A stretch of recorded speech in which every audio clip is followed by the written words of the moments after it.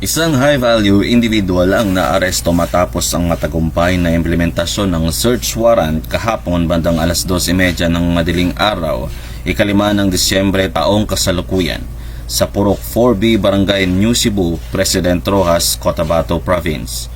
Kinilala ang sospek na si alias Tete, 45 anyos at residente rin ng naturang lugar.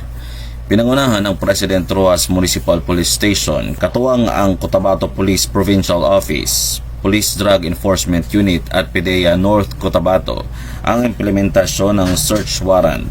Ang operasyon ay nakapaloob sa koordinasyon ng PDEA na itinuturing na bahagi ng kanilang COPLAN o PLOC. Kasama sa operasyon ang mga itinilagang witnesses mula sa isang news media at barangay official. Sa loob ng tahanan ng sospek, natagpuan at nakumpiska ang 5 transparent heat-sealed plastic sachets ng hinihinalang shabu. Ang mga ito ay natuklasan sa loob ng isang EMI matchbox. Ang lahat ng ebidensya ay na-inventory sa harap ng mga saksi at ng sospek. Dinala ang mga ito sa North Cotabato Provincial Forensic Unit para sa karampatang pagsusuri habang hinahanda na ang kaukulang kaso laban sa naarestong individual. Mula dito sa Police Regional Office 12, ako ang inyong PNN Correspondent, Police Corporal Jose Doliano III, alagad ng batas, tagataguyod ng Balitang Pulis.